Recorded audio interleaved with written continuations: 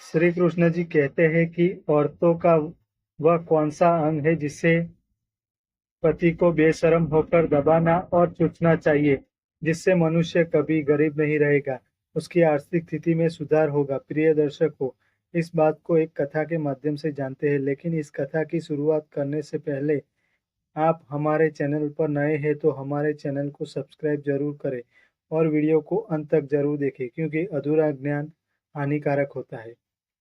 अब कहाँ कथा की शुरुआत करते हैं। द्वारका नगरी में एक बार श्री कृष्ण ने अपने भक्तों को जीवन के वास्तविक रहस्य के बारे में उपदेश दिया। उनका यह संदेश न केवल उनके समय के लिए बल्कि युगों युगों तक लोगों के लिए प्रेरणा का स्रोत बन गया।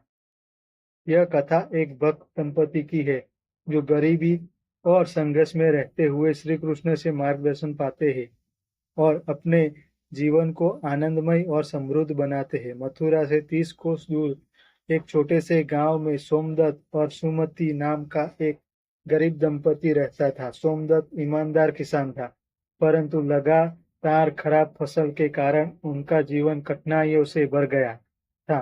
सुमति एक आदर्श पत्नी थी जो हर परिस्थिति में अपने पति का साथ देती थी। एक दिन जब उनके घर में अन्न का एक दाना भी नहीं बचा तो सोमदत्त ने निराश होकर कहा, हे प्रभु, ऐसा क्या पाप किया है कि हम इतने कष्ट में जी रहे हैं। सुमति ने उत्तर दिया, सोमदत्त, चलो द्वारका चलते हैं। कहा जाता है कि श्री कृष्ण भगवान स्वयं अपने भक्तों की पीड़ा हरते हैं। उनसे प्रार्थना करेंगे, शायद हमें कोई मार्गदर्शन मिले। दंपति ने कठिन यात्रा की और अंततः द्वारका पहुंचे। श्री कृष्ण अपने महल के द्वार पर खड़े थे, जैसे उन्हें इन दोनों की प्रतीक्षा हो। उनके चेहरे पर मोहक मुस्कान थी। सोमदत्त और सुमति के चरणों में गिर पड़े, हे प्रभु, हमारी गरीबी ने हमें तोड़ दिया है, हमें आशीर्वाद दे ताकि हम अपना जीवन सम्मान से जी सके। श्री कृष्ण ने उन्हें उठाते हुए कहा, हे भक्तों, जीवन का असली धन बाहरी संपत्ति नहीं बल्कि आत्मा की समृद्धि है। मैं तुम्हें एक रहस्य बताता हूँ जो तुम्हारे जीवन को बदल देगा। श्री कृष्ण ने कहा, मनुष्य के शरीर में ऐसे दो दिव्य अंग है जिन्हें यदि प्रेम और आदर के साथ स्पर्श किया जाए तो जीवन में कभी भी अभाव नहीं रहेगा। पहला अंग है माथे का वह स्थान जहाँ तीसरा नेत्र स्थित है। यह स्थान आत्मज्ञान और आस्था का प्रतीक है। प्रतिदिन इसे श्रद्धा के साथ स्पर्श करो। अपने जीवन साथी को प्रेम पूर्वक यह आशीर्वाद दो और देखो तुम्हारे जीवन में चमत्कार होने लगेंगे। दूसरा अंग कान के पीछे का भाग है। यह स्थान विश्वास और संवाद का प्रतीक है। जब भी अपने प्रियजन के साथ संवाद करो, इस हिस्से को प्रेम और सम्मान के साथ स्पर्श करो। यह तुम्हारे रिश्ते को मजबूत करेगा और सभी बाधाओं को दूर करेगा।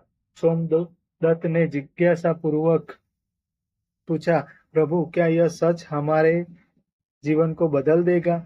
श्री कृष्ण मुस्कुराए और बोले, विश्वास सबसे बड़ा धन है। यदि तुम इन बातों को ईमानदारी से अपनाओगे तो तुम्हारे जीवन में धन, प्रेम और शांति का प्रवाह होगा।